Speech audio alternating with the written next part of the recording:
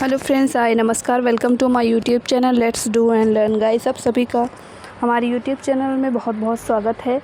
और मैं आज यहाँ पर जो प्रैक्टिस सेट लेकर आई हूँ वो सीटेट का जो लोग पेपर दे रहे हैं उन सभी के लिए ये इम्पॉर्टेंट प्रैक्टिस सेट है। और सीटेट का मैं बाल विकास का पेडागोगी का क्वेश्चंस यहाँ पर बहुत सारा लेकर आई हूँ, तो आप सब इस क्वेश्चन को ज़रूर सॉल्व करें। आइए चलते हैं क्वेश्चन नंबर 1 पर।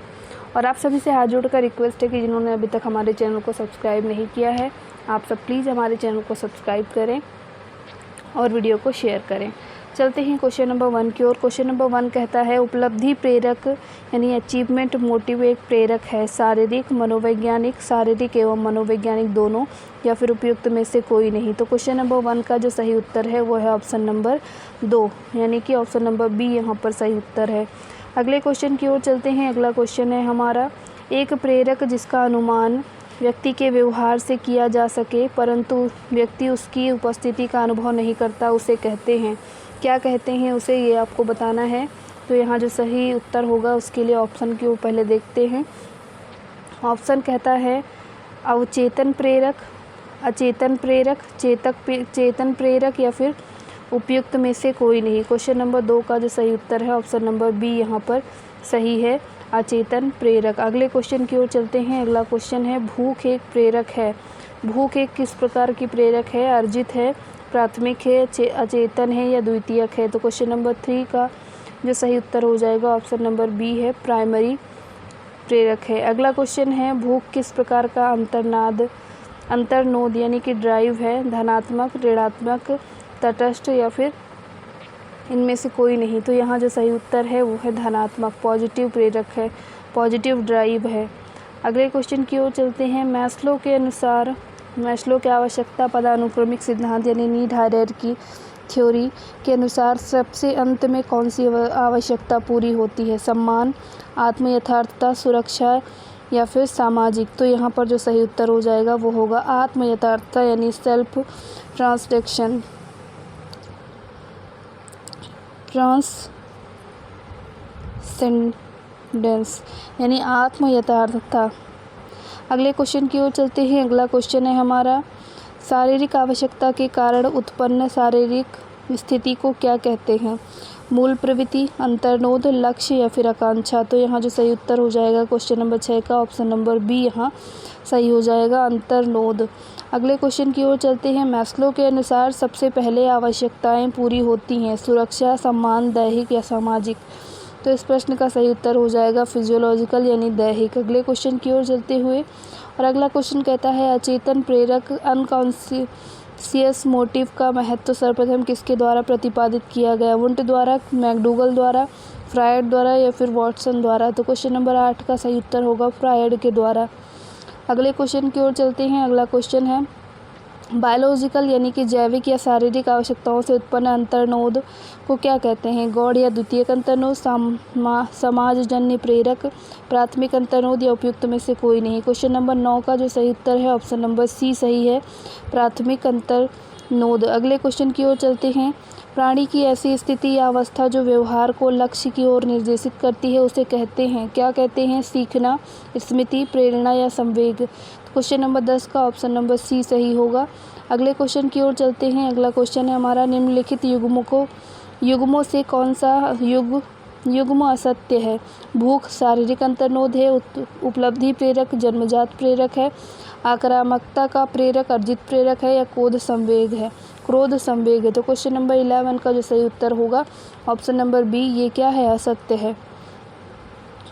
अगले क्वेश्चन की ओर चलते हैं। अगला क्वेश्चन है आवश्यकता के पदानुक्रमिकता का उल्लेख सर्वप्रथम किसके द्वारा व्यवस्थित रूप में किया गया, मैकडूगल, मरे द्वारा, या फिर एटकिंसन द्वारा, या मैस्लो द्वारा। तो क्वेश्चन नंबर 12 का जो सही उत्तर है मैस्लो के द्वारा, ऑप्शन नंबर डी यहाँ पर सही उत्तर है। अगला क्वेश्चन है हमारा, व्यवहार में परिवर्तन करना सीखना है, यह क्या है, स्थायी है, अस्थायी है, अपेक्षाकृत है, या फिर ये सभी।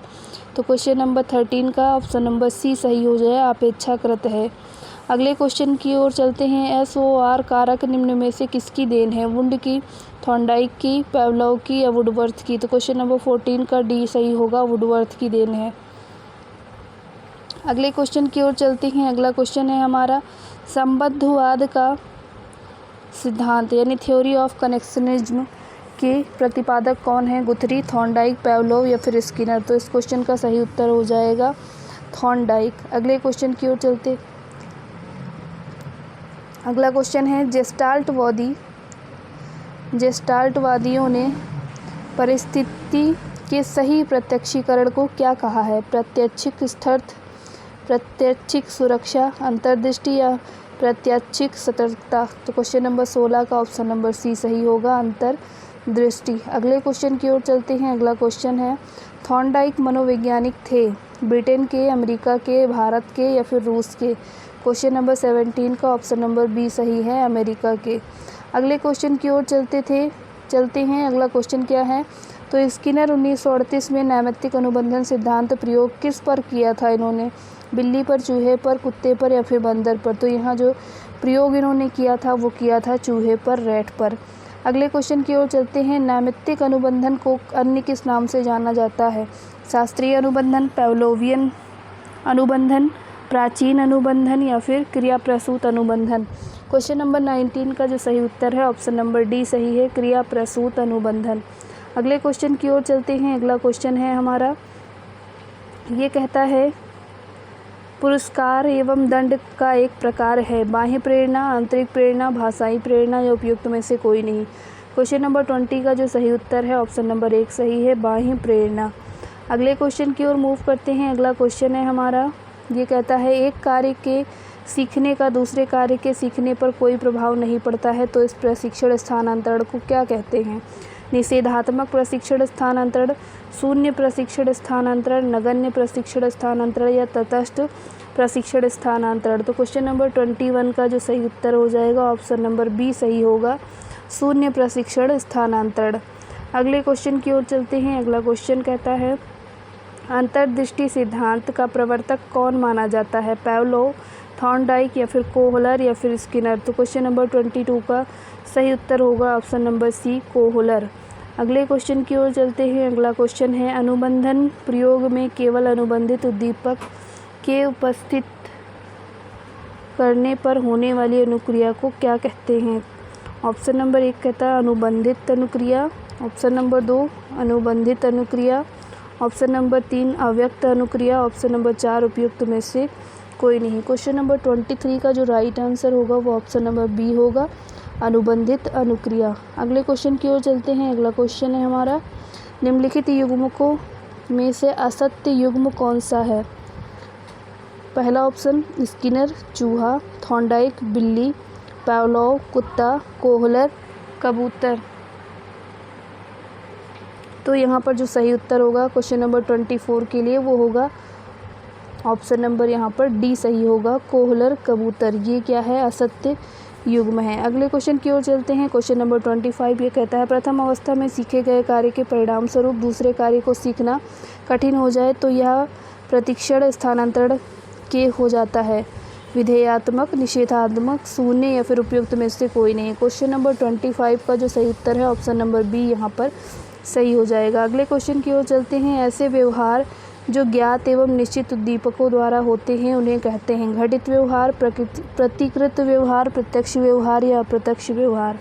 तो क्वेश्चन नंबर 26 का जो राइट आंसर होगा वो होगा ऑप्शन नंबर बी, प्रतिकृत व्यवहार यानी एलिसाइटेड बिहेवियर। नेक्स्ट क्वेश्चन है थॉर्नडाइक के प्रयोग में बिल्ली के लिए पुरस्कार स्वरूप था? उलझन बॉक्स, प्रयोगकर्ता, भोजन या फिर उपयुक्त में से कोई नहीं? तो क्वेश्चन 27 का जो सही उत्तर हो जाएगा फूड हो जाएगा, option number C is the right. Now the next question, निम्नलिखित युग्मकों में से असत्य युग्म कौन सा है? निषेधात्मक, पुनर्बलन, गाली देना, ऑप्शन नंबर बी शारीरिक प्रेरक निंद्रा है, बाह्य प्रेरक पुरस्कार है या आंतरिक प्रेरक वेतन? तो क्वेश्चन नंबर 28 का जो राइट आंसर है आंतरिक प्रेरक क्या है? वेतन। तो ये क्या है? असत्य युग्म है। अगला क्वेश्चन है पावलोव के अनुबंधन के प्रयोग में पहले भोजन चूर्ण इसके बाद ध्वनि उपस्थिति की गई थी। पहले ध्वनि तत्पश्चात भोजन चूर्ण प्रस्तुत किया गया था। भोजन एवं ध्वनि दोनों के साथ साथ प्रस्तुत किए गए थे। और डी कहता है उपयुक्त में से कोई नहीं। तो यहाँ पर जो सही आंसर है वो है ऑप्शन नंबर बी, पहले ध्वनि तत्पश्चात भोजन चूर्ण प्रस्तुत किया गया था। अगला क्वेश्चन है, थॉर्नडाइक का अधिगम सिद्धांत निम्नलिखित नाम से जाना जाता है। प्रयास व त्रुटि सिद्धांत, पुनर्बलन का सिद्धांत, अंतर्दृष्टि का सिद्धांत या इनमें से कोई नहीं। तो क्वेश्चन नंबर 30 का जो सही आंसर है ऑप्शन नंबर 1 यहाँ पर सही है, प्रयास व त्रुटि का सिद्धांत। अगला क्वेश्चन है यहाँ पर, प्राचीन अनुबंधन को भी कहा जाता है नैमित्तिक अनुबंधन, क्रिया प्रसूति अनुबंधन, पैवोलियन अनुबंधन या फिर उपयुक्त में से कोई नहीं। क्वेश्चन नंबर 31 का जो राइट आंसर होगा ऑप्शन नंबर सी यहाँ पर सही होगा, पैवोलियन कंडीशनिंग यानी कि पावलोव का शास्त्रीय जो अनुबंधन सिद्धांत है वो। अगले क्वेश्चन की ओर मूव करते हैं। क्वेश्चन नंबर 32 ये कहता है कि किसी क्रिया को बार बार दोहराने से उसका संबंध दृढ़ हो जाता है। थॉर्नडाइक के किस नियम पर यह आधारित है? तत्परता के नियम पर, प्रभाव के नियम पर, अभ्यास के नियम पर या उपयुक्त में से कोई नहीं। तो क्वेश्चन नंबर 32 का जो राइट आंसर होगा वो हो जाएगा ऑप्शन नंबर सी, अभ्यास का नियम। अगला क्वेश्चन है यहाँ पर, क्रियात्मक अनुबंधन का सिद्धांत किसकी देन माना जाता है? थॉर्नडाइक की, पावलोव की, स्किनर की या फिर उपयुक्त में से कोई नहीं। क्वेश्चन नंबर 33 का ऑप्शन नंबर सी यहाँ पर सही होगा। अगले क्वेश्चन की ओर चलते हैं। सीखने का प्रयत्न एवं त्रुटि सिद्धांत किसके द्वारा विकसित किया गया? पावलोव के द्वारा, टॉलमैन के द्वारा, थॉर्नडाइक के द्वारा या फिर स्किनर के द्वारा? क्वेश्चन नंबर 34 का जो सही उत्तर है वो है थॉर्नडाइक के द्वारा, option number C. Next question number 35 ये कहता है, थॉर्नडाइक के प्रयत्न एवं त्रुटि सिद्धांत में विशेष बल नहीं दिया गया है। प्रेरणा पर, अभ्यास पर, समझ पर या फिर उपयुक्त में से कोई नहीं। तो यहाँ जो सही उत्तर हो जाएगा वो है अंडरस्टैंडिंग यानी समझ पर कोई बल नहीं दिया गया है। अगले क्वेश्चन की ओर चलते हैं। क्वेश्चन नंबर 36 ये कहता है, सीखी गई क्रिया का अन्य समान परिस्थितियों में उपयोग किया जाना कहलाता है अधिगम, अधिगम स्थानांतरण, परिपक्वता या फिर इनमें से कोई नहीं। तो यहाँ जो सही उत्तर होगा वो होगा अधिगम स्थानांतरण यानी लर्निंग ट्रांसफ़र। अगले क्वेश्चन की ओर चलते हैं। अगला क्वेश्चन है हमारा, क्रिया की सफलता से संतोष एवं असफलता से असंतोष होता है। थॉर्नडाइक के नियम को इंगित करता है अभ्यास, प्रभाव, तत्परता, उपयुक्त सभी। क्वेश्चन नंबर 37 का जो सही उत्तर है वो है ऑप्शन नंबर बी, प्रभाव का नियम। अगले क्वेश्चन की ओर चलते हैं। अगला क्वेश्चन है हमारा क्वेश्चन नंबर 38 ये कहता है, थॉर्नडाइक 1898 ने अपना प्रसिद्ध प्रयोग किस पर किया था? कुत्ते पर, बिल्ली पर, चूहे पर या फिर कबूतर पर? क्वेश्चन नंबर 38 का जो राइट आंसर होगा ऑप्शन नंबर बी होगा, बिल्ली पर। अगले क्वेश्चन की ओर चलते हैं। अगला क्वेश्चन है, प्रशिक्षण स्थानांतरण यानी ट्रांसफ़र ऑफ लर्निंग ट्रेनिंग है पर्यावरण से सीखना, नवीन कार्य सीखना, एक परिस्थिति से प्राप्त प्रशिक्षण का दूसरी परिस्थिति के सीखने में उपयोग करना या फिर विभिन्न प्रशिक्षकों से भिन्न भिन्न कौशल सीखना। तो यहाँ जो सही उत्तर हो जाएगा ऑप्शन नंबर सी सही हो जाएगा, एक परिस्थिति से प्राप्त प्रशिक्षण का दूसरी परिस्थिति के सीखने में उपयोग करना। नेक्स्ट क्वेश्चन है, दूसरों के कार्य या व्यवहार को देखकर उसी तरह कार्य करना क्या है? प्रेरणा है, मूल प्रवृत्ति है, अनुकरण है या अनुबंधन है? क्वेश्चन नंबर 40 का जो सही उत्तर है ऑप्शन नंबर सी यहाँ पर सही है, अनुकरण। अगले क्वेश्चन की ओर चलते हैं। अगला क्वेश्चन है यहाँ पर, किसी कार्य को सीखने में पुरस्कार मिलने का क्या प्रभाव पड़ता है? प्राणी उस कार्य को देर से सीखता है, प्राणी उस कार्य को जल्दी सीख लेता है, पुरस्कार का कोई प्रभाव नहीं पड़ता या उपयुक्त सभी। तो यहाँ जो सही उत्तर है उस कार्य को क्या करता है? जल्दी सीख लेता है। अगले क्वेश्चन की ओर चलते हैं। अगला क्वेश्चन है, प्रेरणा के लक्ष्य को लेकर प्रेरणाजन्य कार्य में निम्नलिखित में से कौन सी विशेषताएं पाई जाती हैं? परिवर्तनशील, लक्ष्य प्राप्त करने की बेचैनी, लक्ष्य प्राप्ति के शांति, लक्ष्य प्राप्ति से शांति या उपरोक्त सभी। क्वेश्चन नंबर 42 का ऑप्शन नंबर डी यहाँ पर सही उत्तर होगा। अगले क्वेश्चन की ओर चलते हैं। आधुनिक शैक्षिक दृष्टिकोण से अधिगम अनुभवों की सफलता निर्भर करती है सीखने वाले छात्र की तत्परता पर, शिक्षक के व्यक्तित्व पर, सीखने वाले की प्रेरणाओं पर या फिर सीखने की परिस्थिति व वातावरण पर। तो यहाँ ऑप्शन नंबर 1 सही होगा। अगले क्वेश्चन की ओर चलते हैं। अनुक्रमित अनुदेशन का जन्म माना जाता है।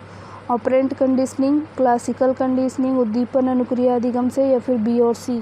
तो यहाँ जो सही उत्तर है ऑप्शन नंबर 1 ऑपरेंट कंडीशनिंग। अगले क्वेश्चन की ओर चलते हैं। याद करने का सबसे अच्छा तरीका है रटना, समझना, जोर जोर से पढ़ना, लिख कर याद करना। तो 45 का जो सही उत्तर है option number B, that is समझना। अगले क्वेश्चन की ओर चलते हैं। अगला है, आपकी कक्षा में एक बुद्धिमान छात्र है जो आपके समक्ष सदैव अपने ज्ञान का प्रदर्शन करता है। आप ऐसी स्थिति में क्या करेंगे? उसे उसकी रुचि के कुछ कार्य दे देंगे, उसे कुछ ऐसे कार्य दे देंगे जो वह कर ना सके, उसे डांट कर बैठा देंगे, या वह उसे कक्षा का नेतृत्व करने को देंगे। तो 46 का जो सही उत्तर है कि उसे उसके रुचि का क्या कर देंगे? कार्य दे देंगे। अगला क्वेश्चन है यहाँ पर, करके सीखने का उद्देश्य उपयोगी है चूँकि प्रत्यक्ष अनुभव होता है, बालक सक्रिय या क्रियाशील रहता है, सी है ज्ञान अधिक समय तक स्थायी रहता है, और डी कहता है ज्ञान व्यवहारिक होता है।